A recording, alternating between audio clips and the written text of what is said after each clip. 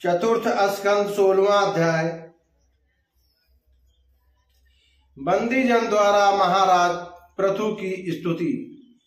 श्री मैत्रेय जी कहते हैं, महाराज पृथु ने जब इस प्रकार कहा कि तब उनके चरणा वचनामृत का आस्वादन करके सूत आदि गायक लोग बड़े प्रसन्न हुए। फिर वे मुनियों की प्रेरणा से उनकी इस प्रकार स्तुति करने लगे। आप साक्षात देवव्रत श्री नारायण ही हैं, जो अपनी माया से अवतीर्ण हुए हैं। हम आपकी महिमा का वर्णन करने में समर्थ नहीं है। आपने जन्म तो राजा बेन के मृत शरीर से लिया है, किंतु आपके पौरुषों का वर्णन करने में साक्षात ब्रह्मा आदि की बुद्धि भी चकरा जाती है। तथापि आपके कथा अमृत के आस्वादन में आधार बुद्धि रखकर मुनियों के उपदेश के अनुसार उन्हीं की प्रेरणा से हम आपके परम प्रशंसनीय कर्मों का कुल विस्तार करना चाहते हैं। आप साक्षात श्री हरि के कालावतार हैं और आपकी कीर्ति बड़ी उदार है। ये धर्मधारियों में श्रेष्ठ महाराज पृथु लोक में धर्म में प्रवृत्त करके धर्म मर्यादा की रक्षा करेंगे तथा उसके विरोधियों को दंड देंगे।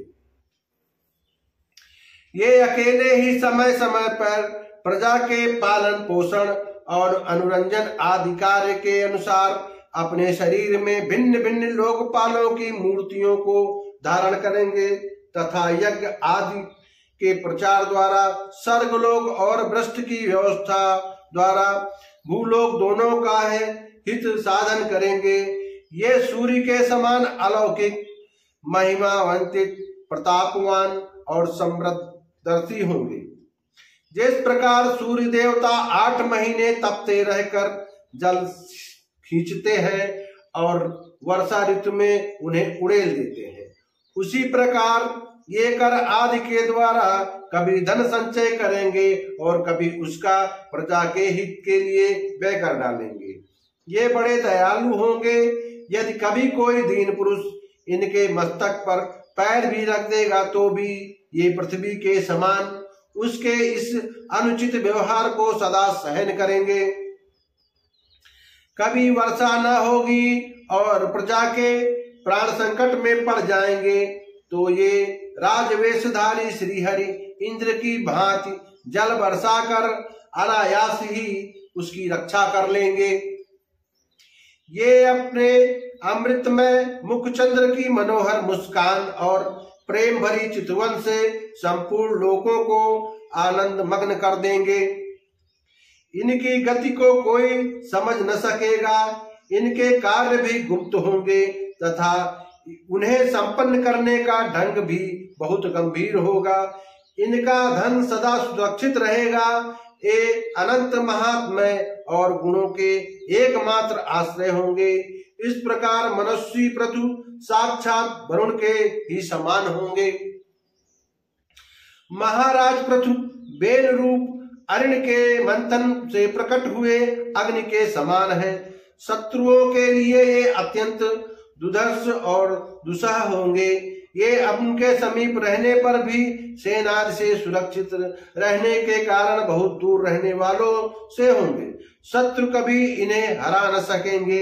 जिस प्रकार प्राणियों के भीतर रहने वाला प्राण रूप सूत्रात्मा शरीर के भीतर बाहर से समस्त व्यापारों को देखते रहने पर भी उदासीन रहता है, उसी प्रकार ये गुप्तचरों के द्वारा प्राणियों के गुप्त और प्रकट सभी प्रकार के व्यापार देखते हुए भी अपनी निंदा और स्तुति आदि के प्रति उदासीनवत रहेंगे। ये धर्म मार्ग में स्थित रहकर अपने शत्रु के पुत्र को भी दंडनीय न होने पर कोई दंड न देंगे और दंडनीय होने पर तो अपने पुत्र को भी दंड देंगे।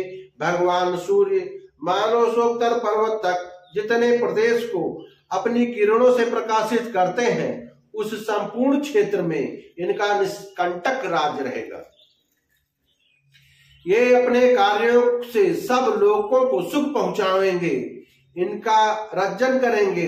इससे उन मनोरंजनात्मक व्यापारों के कारण प्रजा इन्हें राजा कहेगी। ये बड़े दृढ़ संकल्प, सत्य प्रतिज्ञ, ब्राह्मण भक्त, वृद्धों की सेवा करने वाले, शरणागत वत्सल, सब प्राणियों को मान देने वाले और तीनों पर दया करने वाले होंगे। ये पर स्त्री में माता के समान भक्ति रखेंगे, पत्नी को अपने आधे अंग के समान मानेंगे, प्रजा पर पिता के समान प्रेम रखेंगे और ब्रह्मवादियों के सेवक होंगे। दूसरे प्राणी उन्हें इतना ही चाहेंगे जितना अपने शरीर को। ये सुहृदों के आनंद को बढ़ाएंगे।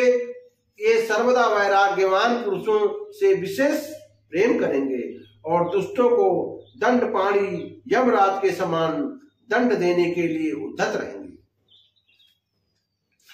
तीनों गुणों के अधिष्ठाता और निर्विकार साक्षात श्री नारायण ने ही इनके स्वरूप में अपने अंश से अवतार लिया है। जिनमें पंडित लोग अविद्यावश प्रतीत होने वाले इस नानात्व को मिथ्या ही समझते हैं, वे आदित्य वीर और एक छत्र सम्राट होकर अकेले ही उदयाचल पर्यंत सूर्य समस्त भूमंडल की रक्षा करेंगे तथा अपने जयशील रथ पर चढ़कर धनुष हाथ में लिए सूर्य के समान सर्वत्र प्रदक्षिणा करेंगे। उस समय जहां तहां सभी लोकपाल और पृथ्वीपाल उन्हें भेंट समर्पण करेंगे। उनकी स्त्रियां इनका गुणगान करेंगी और इन आदिराज को साक्षात श्री हरि समझेंगी। ये प्रजापालक राजाधिराज होकर प्रजा के जीवन निर्वाह के लिए गौरूपिणी पृथ्वी का दोहन करेंगे और इंद्र के समान अपने धनुष के कोनों से बात की बात में पर्वतों को तोड़ फोड़ कर पृथ्वी को समतल कर देंगे। रणभूमि में कोई इनका वेग नहीं सह सकेगा। जिस समय ये जंगल में पूंछ उठाकर विचरते हुए सिंह के समान अपने अजगौ धनुष का टंकार करते हुए भूमंडल में विचरेंगे, उस समय सभी दुष्ट जन इधर उधर छिप जाएंगे। ये सरस्वती के उद्गम स्थान पर 100 अश्वमेध यज्ञ करेंगे। तब अंतिम यज्ञानुष्ठान के समय इंद्र इनके घोड़े को हर कर ले जाएंगे। अपने महल के बगीचों में इनकी एक बार भगवान सनत कुमार से भेंट होगी। अकेले इनकी भक्ति पूर्वक सेवा करके ये उस निर्मल ज्ञान को प्राप्त करेंगे जिससे पर ब्रह्म की प्राप्ति होती है। इस प्रकार जब इनके पराक्रम जनता के सामने आ जाएंगे तब ये परम पराक्रमी महाराज जहां तहां अपने चरित्र की ही चर्चा सुनेंगे।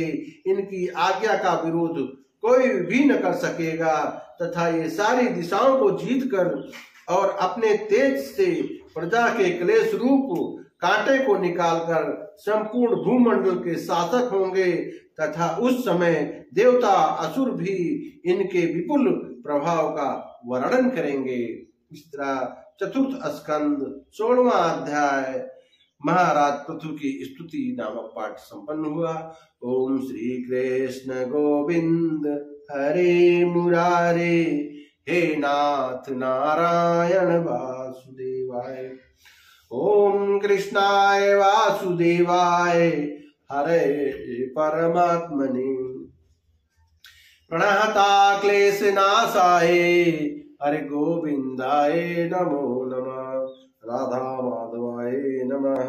गुरुदेव महाराज की जय हो।